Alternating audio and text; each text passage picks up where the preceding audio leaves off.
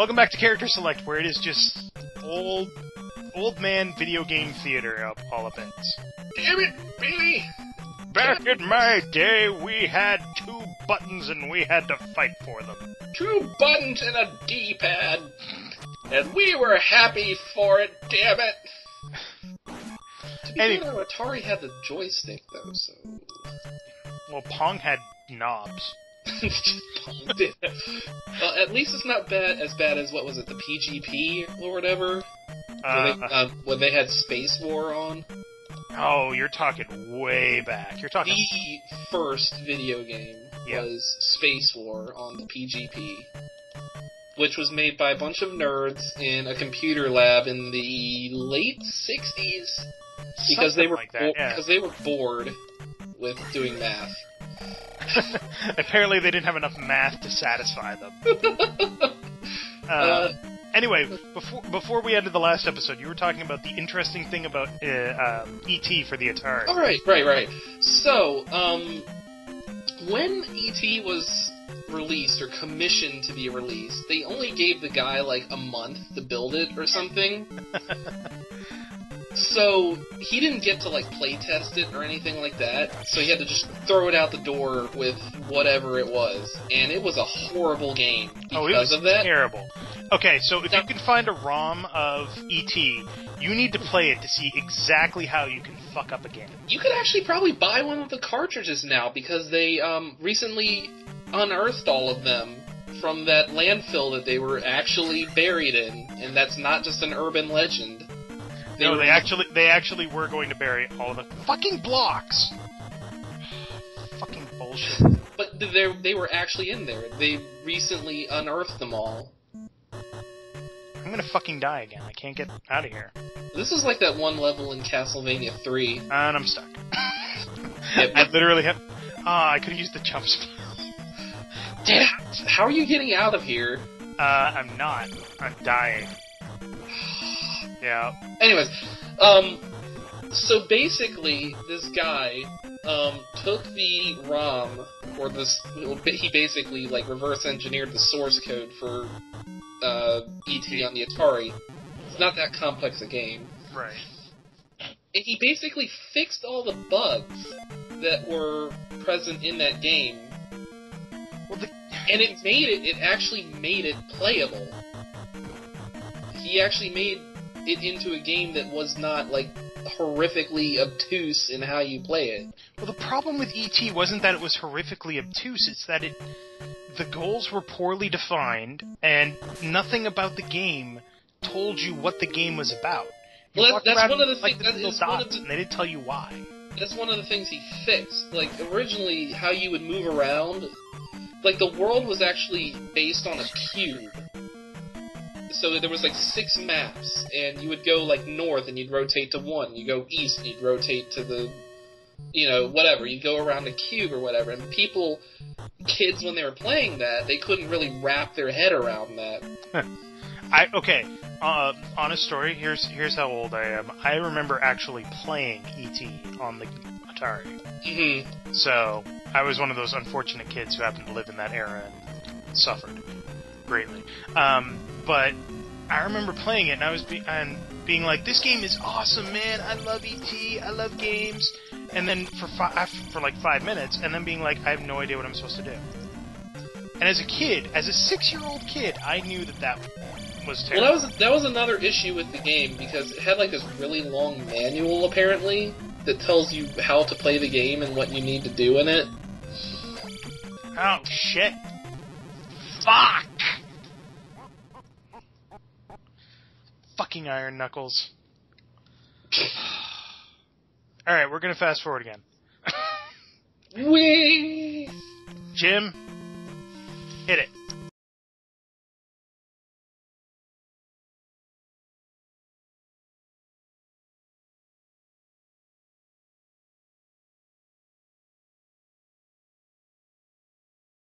Welcome back to Character Select. Sorry, we're done fast forwarding. I got a little confused there because it took so long to get back here. Fucking floaty eyeballs with dropping the fires, with dropping the... Maybe they get like a cream for that or something. Preparation H 2-0? or something. I totally forgot what we were talking about before. Oh, I know. God. I know. Actually, I forget what we were talking about too. I don't know, something about Atari and It was E.T. E.T., but I don't really remember exactly what. And that statue head's like wrecking you. I do like that they, according to the manual, the sword and shield that I am currently using are the magic sword and magic shield from the first game. No bag of spilling here. Which makes you wonder, what happened to the Master Sword? The Master Sword was actually lost after Ocarina of Time. But it just stays in its little pedestal thing all day. No, Link pulled it out of the Temple of Time, and he pulled it out of the Temple of Time. He went to go kill Ganon, and Ganon killed him instead. And as a result, the Master Sword was lost. Time travel's weird. Time travel is super weird.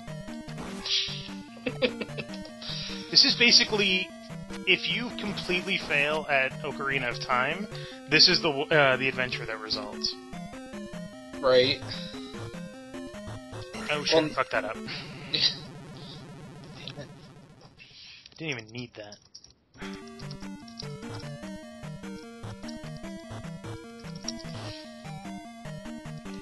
Alright, so... Fucking jerkasses. Red Knuckle! Red Knuckle!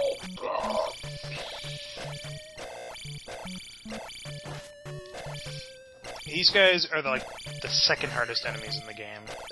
Well, that's not true. I'm getting ahead of myself. Fucking last level is a class of its own.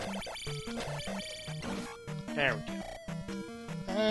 Should I go finish the boss, or should I get another 50 XP? I don't know. Oh, wait, I can get 50 more XP right here. Sweet.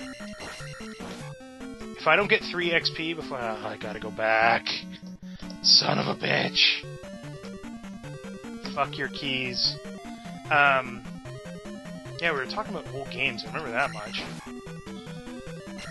Man, back in my day. Gotta be kidding me. I gotta use the jump spell? You didn't have your hoity-toity tutorial levels and save states. If we wanted to turn the game off, we had to start from the beginning again. Or hold select or hold reset while pushing power. Or we had to Oh, you leave... fucking...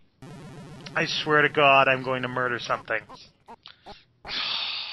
Or we had to leave the console running. You died again. I'm aptly named. With my no. Yeah, this game is... And I was seriously like 500 points from leveling up. Or 50 points from leveling up. That's the worst part. Anyway, we'll be fast-forwarding this shit again. Jim, If you would, make it so. yeah, hit it.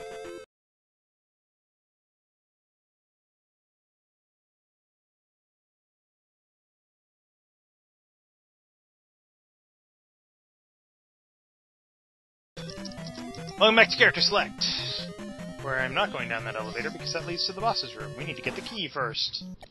When I was your age, we always had our keys right where we needed them.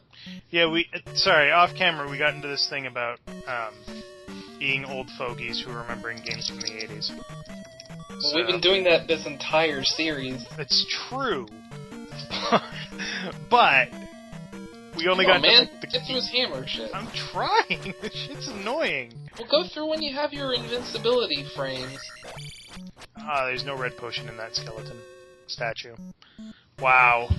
Oh, fuck you, Anubis bastard. And you, bot.